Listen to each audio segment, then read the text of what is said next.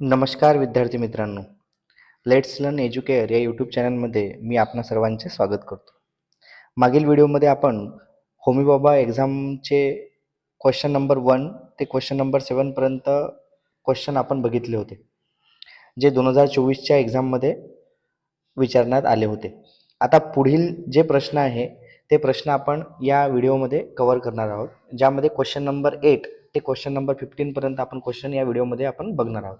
आता रोज मी व्हिडिओ यामध्ये टाकणार आहे, जे 100 क्वेश्चन जे राहतील मागच्या वर्षीचे त्याच्यावरती आपण सराव करणार आहोत आणि त्यामुळे सर्वांनी हा व्हिडिओ बघायचा आहे. ज्या विद्यार्थ्यांनी आपल्या चॅनलला लाईक, सबस्क्राईब आणि शेअर केलं नसेल त्या सर्व विद्यार्थ्यांनी हा हा व्हिडिओ आणि आपलं चॅनल लाईक, सबस्क्राईब आणि शेअर करावं. चला तर मग बघूया आजचा क्वेश्चन. पहिला क्वेश्चन आजचा जो 8 नंबरचा आहे तो आहे, what will be produce of the following if the two object having the zero conductivity of the electricity are rub on each other. तर मित्रांनो, इथे जे आन्सर दिलेला आहे आपल्याला ते आन्सर आहे आपलं स्टॅटिक इलेक्ट्रिसिटी, म्हणजे ऑप्शन नंबर ए. आता याचं एक्सप्लेनेशन जर बघितलं तर एक्सप्लेनेशन असं आहे की when the two object with the zero conductivity insulator are rub against each other, means जे इन्सुलेटर असतात ज्यांची कंडक्टिव्हिटी ही झिरो असते, जर ते आपण एकामेकांना जर रबिंग केलं त्यांना, तर electron can be transfer from, त्यातले जे इलेक्ट्रॉन्स असतील ते इलेक्ट्रॉन्स काय होतील, ट्रान्सफर होतील one object to another object, then creating a buildup of the electrical charge, आणि त्यांच्यामध्ये इलेक्ट्रिकल चार्ज प्रोड्यूस होईल. अँड ते चार्ज प्रोड्यूस झाल्यानंतर हा जो फिनॉमिना असतो त्या फिनॉमिनाला म्हटलं जातं स्टॅटिक इलेक्ट्रिसिटी. म्हणून आपलं जे आन्सर आहे इथे हे करंट इलेक्ट्रिसिटी नसून, इलेक्ट्रोमॅग्नेटिझम नसून, ग्रॅव्हिटेशनल अट्रॅक्शन नसून, याचा आन्सर आपल्याला दिलेला आहे स्टॅटिक इलेक्ट्रिसिटी. सर्व विद्यार्थ्यांना हा प्रश्न कळला असेल. चला तर आता क्वेश्चन नंबर 9 कडे जाऊया. Find the incorrect statement for the given diagram. आता या डायग्राम मध्ये जर आपण व्यवस्थितपणे बघितलं तर आपल्याला बॅटरी दिसत आहे, वायरिंग कनेक्शन दिसत आहे, बल्ब दिसत आहे आणि एक आपला जे काही हे आहे काय म्हणते कंपास आहे, तो कंपास आपल्याला बघायला मिळत आहे. ठीक आहे, तर आता ऑप्शन कडे आपण जाऊयात. ऑप्शन काय म्हणतोय की आपलं इनकरेक्ट स्टेटमेंट, चुकीचं स्टेटमेंट आपल्याला शोधायचं आहे. तर चुकीचं स्टेटमेंट जे असेल तर आता आपण एक एक स्टेटमेंट वाचूयात, पण चुकीचं शोधायचं आहे, करेक्ट वालं करायचं नाही आपल्याला. battery is not connected properly in the circuit. When the compass is kept near the circuit, it will not show the any deflection. Bulb connected in the given circuit will not glow due to the battery in the circuit. Electric wire behave like as a magnet. आता यातलं जे option आहे ते option आपल्याला दिलेलं आहे इथे बी. When the compass is kept near the circuit, it will not show the any deflection. म्हणजेच याचा अर्थ असा की option number A, option number C आणि ऑप्शन नंबर डी हे तिन्ही करेक्ट आहेत. आपल्याला इनकरेक्ट शोधायचं होतं, तर आपण जे इनकरेक्ट शोधलेलं आहे ते आन्सर आहे आपलं ऑप्शन नंबर बी. ठीक आहे, आता याचं एक्सप्लेनेशन जर बघितलं आपण तर एक्सप्लेनेशन काय दिलेलं आहे, the batteries are connected in a series and the positive terminal of the one is connected to the positive terminal of the other. This connection will not allow the current flow through the circuit. आता याचा अर्थ जर आपण बघायचा प्रयत्न केला तर तो काय म्हणतोय, इथे जे सर्किट आपल्याला दिलेलं आहे ते सर्किटमध्ये त्या सर्किटमध्ये इथे आपल्याला जे पॉझिटिव्ह आणि निगेटिव्ह हे जे टर्मिनल्स दिले आहेत हे बॅटरीचे चुकीचे दिले आहेत. ते पॉझिटिव्ह टर्मिनल असे पाहिजे होते आपल्याला, जे टर्मिनल्स आहेत म्हणजे बॅटरी जी कनेक्टेड पाहिजे होती आपल्याला ती अशी पाहिजे होती, पॉझिटिव्ह निगेटिव्ह, पॉझिटिव्ह निगेटिव्ह अशा प्रकारे पाहिजे होती. तर एक्सप्लेनेशन मध्ये आपल्याला हेच सांगितलेलं आहे की the batteries are connected in a series and the positive terminal of the one is connected to the positive terminal of the other. This configuration will not allow the current to flow through the circuit. आता या configuration मुळे काय होणार, positive जर connected राहतील आपल्या बॅटरीमध्ये तर यामधून करंटच फ्लो होणार नाही. Therefore no magnetic field will be generated, म्हणून त्यामध्ये कोणतीही मॅग्नेटिक फील्ड तिथे जनरेट होणार नाही. And a compass kept near the circuit will not show any deflection, आणि त्यामुळे तो कंपास कोणताही डिफ्लेक्शन आपल्याला शो करणार नाही. जोपर्यंत मॅग्नेटिक फील्ड तिथे क्रिएट होणार नाही तोपर्यंत तो कंपासच आपल्याला डिफ्लेक्शन दाखवणार नाही. The statement B is correct the question ask for the incorrect statement. त्यामुळे आपल्याला आपलं जे आन्सर राहणार ते आन्सर राहील B. When the compass is kept near the circuit it will not show the any deflection. ठीक आहे, तर सर्वांना हा प्रश्न कळला असेल. तर ऑप्शन नंबर बी हे 9चं बरोबर उत्तर आहे. आता आता आपल्याला क्वेश्चन नंबर 10 कडे जायचं आहे. आता हे मॅथमॅटिकली आपल्याला सॉल्व्ह करावं लागेल. सर्वांना कायनेटिक एनर्जीचा फॉर्म्युला माहिती असेल आणि मोमेंटम म्हणजे काय हे सुद्धा माहिती असेल. सर्वांनी वाचन केलं असेल. मला अपेक्षा आहे की सर्व विद्यार्थी पुस्तकं वाचत असतील घरी. पुस्तकं वाचणं खूप महत्त्वाचं आहे, कारण डीपली नॉलेज यामध्ये आपल्याला पाहिजे आहे. आता प्रश्नाकडे जाऊयात आपण. What is the speed of the moving object whose kinetic energy is 4 time its momentum. Question कडे लक्ष द्या बरोबर, की कायनेटिक एनर्जी जी आहे ती 4 टाइम्स त्याच्या मोमेंटमच्या एवढी आहे. 4 टाइम्स इट्स मोमेंटम. ओके, तर आपण याचा आन्सर जर बघितलं तर मी हे सॉल्व्ह केलेलं आहे. आन्सर पहिले समजून घ्या. सर्वांनी इथे लक्ष द्या. पहिल्या याच्यामध्ये जर बघितलं तर फॉर्म्युला काय कायनेटिक एनर्जीचा? तो फॉर्म्युला आहे आपला कायनेटिक एनर्जीचा half into M V square. काय आहे बाबा? Half into M V square. मग मोमेंटमचा फॉर्म्युला काय आहे बाबा? तर मोमेंटमचा जो फॉर्म्युला आहे P equals to M V. Momentum P ने डिनोट करतात. मोमेंटम पी ने डिनोट केला जातं. ठीक आहे, सर्वांना कळलं असेल. तर याला इक्वेशन नंबर मी 1 दिलं आणि मोमेंटमला इक्वेशन नंबर 2 दिलं. ठीक आहे, सर्वांना कळलं. पुढे जाऊयात. आता according to the given question त्यांनी काय सांगितलं की कायनेटिक एनर्जी जी आहे ती कायनेटिक एनर्जी ही 4 टाइम इट्स मोमेंटम आहे. म्हणजे कायनेटिक एनर्जी ही मोमेंटमच्या 4 टाइम्स आहे. ठीक आहे, मोमेंटमच्या 4 टाइम्स आहे. म्हणून मी इक्वेशन इथे क्रिएट केलं की kinetic energy equals to 4 time its momentum. हे झालं आपलं इक्वेशन नंबर 3. कळलं असेल सर्वांना. चला पुढे. आता आपण पुढे इथे इक्वेशन नंबर 1 आणि इक्वेशन नंबर 2 याच्यासाठी दिले होते की आपल्याला हे दोन्ही इक्वेशन नंबर 3 मध्ये पुटअप करायचे आहेत. ठीक आहे, तर चला तर बघूयात आपण इथे काय केलंय. Put the value of the kinetic energy and the momentum in the equation 3. आपल्याला कशामध्ये पुटअप करायचं? इक्वेशन नंबर 3 मध्ये. इक्वेशन नंबर 3 काय होता? हा होता kinetic energy is equals to 4 time its momentum. मग कायनेटिक एनर्जीचं इक्वेशन जे होतं ते होतं half into M V square. कशावरून लिहिलं आपण लिहिलं ते इक्वेशन नंबर 1 वरून. आणि 4 इंटू पी. पी ची व्हॅल्यू आपण काय पुटअप केली रे बाबा? पी ची व्हॅल्यू जी पुटअप केली ती आपण एम व्ही पुटअप केली. ठीक आहे, मग नंतर या सर्व गोष्टींमध्ये आपल्याला दोन्ही साईडने म्हणजे half into M V square equals to 4 into M V या दोन्ही साईडने आपल्याला एम आणि व्ही ने डिवाइड करायचं. एम आणि व्ही ने जर डिवाइड केलं तर इथे M M get cancel. V स्क्वेअरचा एक व्ही कॅन्सल होऊन जाईल आणि एम एम इथे पण कॅन्सल होईल आणि व्ही व्ही सुद्धा कॅन्सल होईल. म्हणजे मग आपल्याला रिमेनिंग मध्ये काय राहणार? तर रिमेनिंग मध्ये इथे राहणार half into M V, half into V आणि इज इक्वल्स टू 4. मग इथे जर बघितलं हा 2 डिवाइडला आहे. हा 2 आता 2 डिवाइडला असल्या कारणाने 2 इकडे गेल्यानंतर इकडे काय होणार? मल्टिप्लाय होणार. आणि मल्टिप्लाय झाल्यानंतर आपल्याला खालच्या स्टेपमध्ये दिसलं असेल आन्सर 4 इंटू 2. जर त्याचा आन्सर जर बघितलं तर त्याचा आन्सर येणार आपल्याला V equals to 8 metre per second. 8 metre per second. सर्वांना हा क्वेश्चन कळला असेल की उत्तर याचं जे आपल्याला इथे जर बघितलं याचं उत्तर आहे आपलं 8 मीटर पर सेकंड. ओके, ठीक आहे. चला तर पुढे आपल्याला बघायचं आहे पुढचा क्वेश्चन. हा क्वेश्चन सर्वांनी एक वेळा नोटबुकमध्ये नोट डाऊन करून घ्या, जेणेकरून आपल्याला कधी अडचण जाणार नाही मोमेंटम आणि कायनेटिक एनर्जीच्या प्रॉब्लेममध्ये. कायनेटिक एनर्जी आणि मोमेंटम हे दोन्ही गोष्टी आपल्या नोटबुकमध्ये नोट डाऊन करून ठेवा. नोट्समध्ये आपल्या काढून ठेवून द्या की जर कायनेटिक एनर्जी आणि मोमेंटमवरती जर मला प्रश्न विचारला तर मला कसा टॅकल करायचा आहे. ठीक आहे, तर आता पुढचा क्वेश्चन बघूयात. Question number 11. Which of the following is a longitudinal wave. तर यातली जी लॉन्जिट्युडनल वेव्ह आहे ती आहे आपली साऊंड वेव्ह. आता लॉन्जिट्युडनल वेव्ह ही साऊंड वेव्ह असेल. ठीक आहे, आता इथे एक्झाम्पल जर बघितलं, एक्सप्लेनेशन जर बघितलं तर a longitudinal wave is a wave in which the particle of the medium vibrate in the same direction. Longitudinal wave जे असतात त्या लॉन्जिट्युडनल वेव्ह एकाच डायरेक्शननी काय होत असतात? व्हायब्रेट होत असतात. ठीक आहे, vibrate in a same direction. ठीक आहे, as the direction of the wave propagation sound wave are a classic example of the longitudinal wave.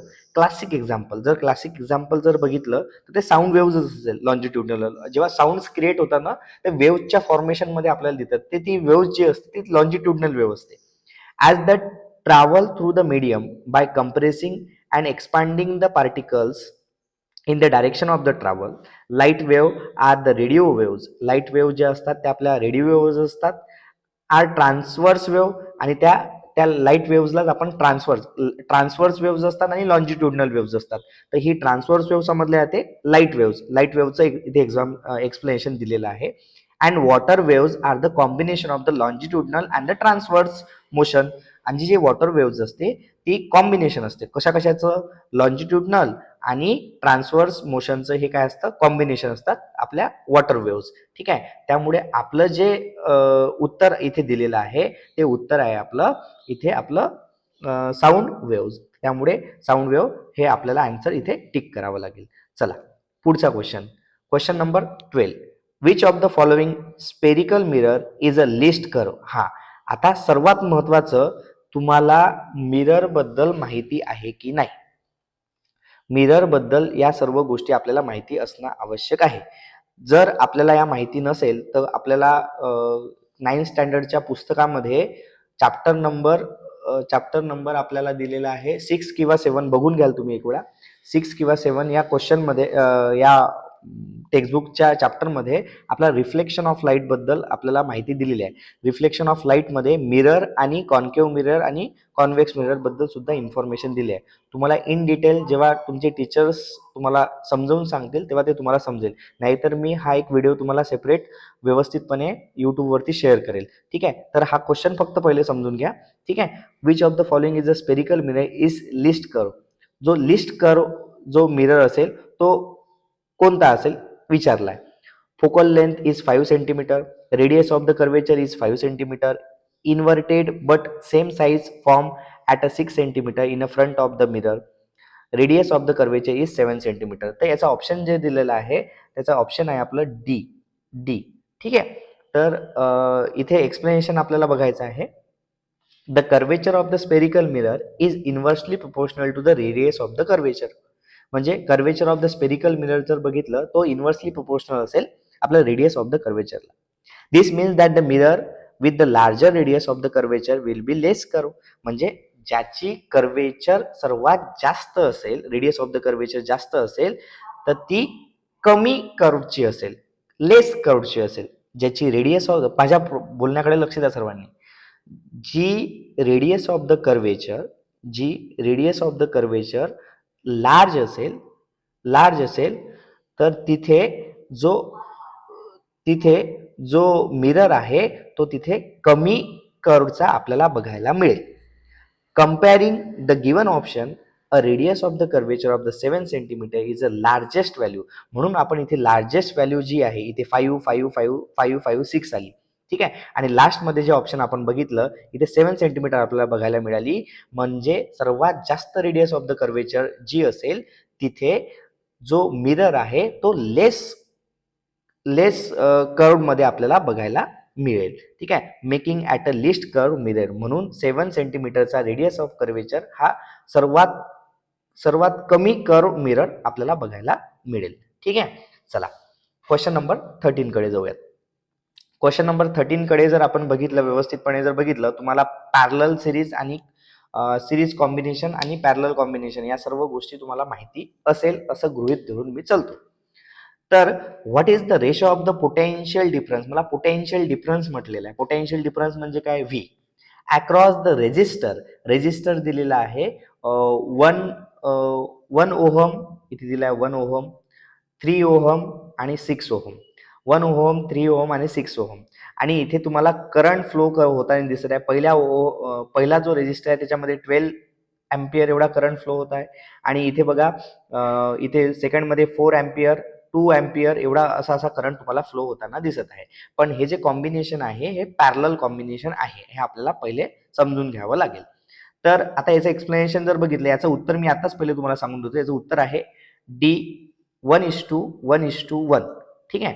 तर आता याचं एक्सप्लेनेशन जर बघायला गेलं आपण तर याचं एक्सप्लेनेशन असं आहे. गिवन तीन रेजिस्टर आपल्याला इथे दिलेले आहेत. First 1 ohm, second 3rd ohm आणि थर्ड आहे 6 ओहम. तर त्या सर्व रेजिस्टर म्हणून किती किती करंट फ्लो होत आहे रे बाबा? 12 ओहम, 4 ओहम आणि 2 ओहम. मग according to the Ohm's law जर आपण बघितलं, according to the Ohm's law तो काय म्हणतो? Potential difference is equals to I into R. Potential difference is denoted by V.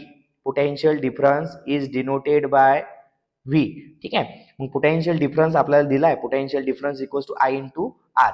हे आपण फॉर्म्युला ओहम्स लॉ मध्ये बघितला आहे. मग पोटेन्शियल डिफरन्स अक्रॉस इच रेजिस्टर, तर त्याला जर आपल्याला सॉल्व्ह करायचा प्रयत्न आपण केला तर 1 ओहम इज इक्वल्स टू जेवढा करंट फ्लो होईल तेवढा करंट या फॉर्म्युल्यावर आपण पुटअप केला. किती ओहमचं इथे रेजिस्टर दिलाय? 1 ओहमचं. म्हणून याचं उत्तर काय झालं? या दोघांना सरळ सरळ मल्टिप्लाय करून द्यायचं. जेवढा करंट त्यातून फ्लो होत आहे ओहम मधून, जेवढा करंट फ्लो होत आहे ज्या रेजिस्टर मधून, त्या दोघांचं मल्टिप्लिकेशन करायचं. इथे आलं 12 ओहम. इथे पण तसंच आहे.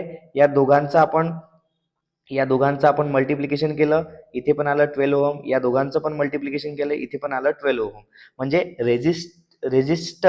रेजिस्टन्स आणि करंट या दोघांचं जर मल्टिप्लिकेशन केलं तर आपल्याला काय मिळतो बा? Potential difference. आणि आपल्याला तेच विचारलं होतं की पोटेन्शियल डिफरन्स काय असेल. ठीक आहे. तर इथे जर पोटेन्शियल डिफरन्स बघितला तिन्ही रेजिस्टरचा, तर त्यांचा जर रेशो बघितला तो आपल्याला मिळेल 12, 12 आणि 12. 12:12:12:12. तर इथे निघाला रेशो आपला 1:1:1. त्यामुळे या प्रश्नाचं उत्तर आपलं झालेलं आहे डी, ऑप्शन नंबर डी, 1:1:1. ठीक आहे. सर्वांना कळलं असेल. आता इथे ओहम्स लॉ लागला, सर्वांनी ओहम्स लॉ लक्षात ठेवायचा आहे. चला क्वेश्चन नंबर 14 कडे जाऊयात. क्वेश्चन नंबर 14 काय सांगतो आहे? क्वेश्चन नंबर 14 हे सांगतो आहे की which of the following are the application of the ultrasonic waves. आता ऍक्च्युली जर साधं लॉजिक आहे याच्यामध्ये. सोनार टेक्निक, सोनोग्राफी आणि इकोकार्डिओग्राफी ही रिलेटेड टू द हार्ट असते. एकदम डीपली तुम्ही त्याचं नॉलेज घेऊ शकता. ठीक आहे. सोनार टेक्निक जी आपल्या याच्यामध्ये यूज केली जाते, साऊंड नेव्हिगेशन रँगिंग म्हणतात. ठीक आहे. अंडर वॉटर मध्ये त्याला यूज केलेलं आहे. सोनोग्राफी तुम्हाला माहिती असेल. आणि इकोकार्डिओग्राफी ही सोनोग्राफी रिलेटेडच असते, पण ते थोडंसं हार्ट डिसीजशी रिलेटेड असते. तुम्ही बघून घ्याल. ठीक आहे. जर याचा आन्सर जर बघितला आपण तर याच्यामध्ये अल्ट्रासोनिक वेव्स कोणत्या आहेत, अप्लिकेशन्स कोणत्या अल्ट्रासोनिक, हे तर त्याचं उत्तर तिन्ही आहे. म्हणजे PQR म्हणजे सोनार टेक्निक, सोनोग्राफी आणि इकोकार्डिओग्राफी हे अल्ट्रासोनिक वेव्स आहेत. याच्यामध्ये अल्ट्रासोनिक वेव्स क्रिएट होतात. तर याचं एक्सप्लेनेशन जर बघितलं तर एक्सप्लेनेशन मध्ये काय आहे? All three options application of the ultrasonic waves. हे तिन्ही ऑप्शन्स आपले अप्लिकेशन्स आहेत अल्ट्रासोनिक वेव्सचे. पहिलं जर हे बघितलं तर सोनार मीन्स काय? Sound navigation and the ragging uses the ultrasonic wave detect the object in the under water. Under water मधले जे काही ऑब्जेक्ट आहे ते डिटेक्ट करण्यासाठी सोनार टेक्निक्स वापरली जाते. नंतर आहे sonography. Sonography also non as the medical ultrasonography uses the high frequency sound waves to create an image of the internal body structure. Internal body स्ट्रक्चरचे जे इमेज क्रिएट करायचे असतात त्यासाठी आपल्याला अल्ट्रासोनिक वेव्हची आवश्यकता लागते. आणि तिथे जी टेक्निक यूज केली जाते ती टेक्निक असते आपली सोनोग्राफी. ठीक आहे. नंतर आपण जर पुढे बघितलं तर इकोकार्डिओग्राफीचं जर एक्सप्लेनेशन बघितलं, echocardiography is a type of the sonography that specially uses the ultrasonic to create the image of the heart. आपल्या हार्टची इमेज जी आहे, हार्टची इमेज क्रिएट करण्याचं काम इथे इकोकार्डिओग्राफी माध्यमातून आपल्याला पाहायला मिळते. म्हणजे हे तिन्ही ऑप्शन्स आपले बरोबर आहे. म्हणून ऑप्शन नंबर डी हे आपलं करेक्ट आन्सर राहील. सोनार, सोनोग्राफी आणि echocardiography is the application of the ultrasonic waves. Okay, understood. Next, आता आपल्या आजचा लास्टचा क्वेश्चन जो क्वेश्चन नंबर 15 आहे, तो क्वेश्चन नंबर 15 आपण समजून घेऊया. ठीक आहे. चला. Which object will experience the greatest buoyant force when the submerged in a water? आता इथे ऑप्शन जर बघितलं तर ऑप्शन दिलेले आपल्याला a solid iron ball, a wooden block, a hollow plastic ball, a solid aluminium cylinder. आता सर्व विद्यार्थ्यांना बायंट फोर्स बद्दल माहिती असेल. क्लास 8 मध्ये आपण बायंट फोर्स आणि बायन्सी याबद्दल अभ्यासलो आहोत. तर एक वेळा क्लास 8चं टेक्स्टबुक ओपन करून बघाल. या व्हिडिओमध्ये मला एकदम तुम्हाला डिटेलमध्ये सांगता नाही येणार ते, पण तुम्ही 8th स्टँडर्डचं जर पुस्तक एक वेळा बघून घेतलं तर तुम्हाला ती गोष्ट समजून जाईल की बाय अँड फोर्स काय असतो तर. ठीक आहे. तर इथे जर बघितलं तर इथे ऑप्शन नंबर सी हे इथे करेक्ट आन्सर आपल्याला बघायला मिळेल. A hollow plastic ball. A hollow plastic ball has a greatest buoyant force when the submerge in a water. Water म्हणजे जेव्हा तो सबमर्ज होईल, जेव्हा आपण हॉलो प्लास्टिक बॉल सबमर्ज करू, त्यामध्ये बायन्सी जास्त असेल, बाय अँड फोर्स जास्त असेल. आता एक्सप्लेनेशन जर बघितलं तर आर्किमेंडिसने हे प्रिन्सिपल दिलं होतं. तुम्ही आर्किमेंडिस प्रिन्सिपल 8th स्टँडर्डच्या बुकमध्ये बघू शकता. According to the Archimedes principle, the buoyant force on a submerged object is equal to the weight of the fluid display by the object. ठीक आहे. आर्किमेंडिस प्रिन्सिपल नुसार त्याने हे सांगितलं की सबमर्ज ऑब्जेक्ट हा कुणाच्या इक्वल असेल, weight of the fluid displace by the object. म्हणजे फ्लुइडने किती डिस्प्लेस केलं त्या ऑब्जेक्टला त्या वेटच्या इक्वल असेल. ठीक आहे. Therefore the object that displace the most water will experience the greatest buoyant force. जेवढा वॉटर त्याला डिस्प्लेस करेल त्या एखाद्या ऑब्जेक्टला, तेवढा तिथे बाय अँड फोर्स जास्त असेल. म्हणजे वरती जेवढा फेकला जाईल तो बॉल, जेव्हा डीप करू आपण पाण्यामध्ये, तेव्हा तिथे बाय अँड फोर्स कसा राहील, जास्त राहील. ठीक आहे. Assuming all object have the same volume, the hollow plastic ball will displace the same volume water as the object, but it much lighter. However, the question does not state that the object have the same volume. A hollow plastic ball is likely to have a large volume of its mass. आता हे आपण scientifically जर बघितलं तर scientifically आपल्याला answer इथे बघायला मिळेल. And it's fully submerge. It will displace a large volume of the water, thus experience a large buoyant force. तिथे वॉटरचं जे काही व्हॉल्यूम आहे जास्त असल्यामुळे तिथे बाय अँड फोर्स सुद्धा आपल्याला जास्त बघायला मिळेल. If we assume the object have the same mass, the hollow plastic ball would have the largest volume and thus the displace the most water, experiencing the greatest buy and force. तुम्हाला एवढंच फक्त लक्षात ठेवायचं आहे, bye and force जो depend करेल तो depend याच्यावरती करेल. इथे पहिली जर लाईन बघितली, submerge the object equal to the weight of the fluid displace by the object. ठीक आहे. जेवढा आपण त्याला डिस्प्लेस करू त्या ऑब्जेक्टला पाण्यामध्ये, तेवढा तो तिथून तेवढा जास्त, सर्वात जास्त बाय अँड फोर्स तिथे आपल्याला बघायला मिळेल. ठीक आहे. इन डिटेल तुम्ही क्लास 8 स्टँडर्डमध्ये बघून घ्या. ते समजून सांगायला पण खूप वेळ लागतो, बाय अँड फोर्स आणि आर्किमेंडिस प्रिन्सिपल. तर आय होप तुम्हाला सर्वांना हा व्हिडिओ आवडला असेल. आता याच्यानंतरचे जे 16 पासूनचे जे क्वेश्चन आहेत समोर, जेवढे मी घेईल ते तुम्हाला पुढच्या व्हिडिओमध्ये बघायला मिळेल. सर्वांना हा व्हिडिओ कसा वाटला याच्याबद्दल तुम्ही कमेंट्स, लाईक, सबस्क्राईब आणि शेअर करावं. आणि हे एक्सप्लेनेशन, याची PDF फाईल ही तुम्हाला हवी असल्यास मला तशी कमेंट करावी, जेणेकरून मी तुम्हाला ती अवेलेबल करून देईल. आपल्या चॅनलला लाईक, सबस्क्राईब आणि शेअर केलं नसेल तर लवकरात लवकर लाईक, सबस्क्राईब आणि शेअर करावं ही आपणास विनंती. ठीक आहे. चला तर मग भेटूया आपण पुढच्या व्हिडिओमध्ये. ठीक आहे. थँक्यू विद्यार्थी मित्रांनो. भेटूया लवकरच.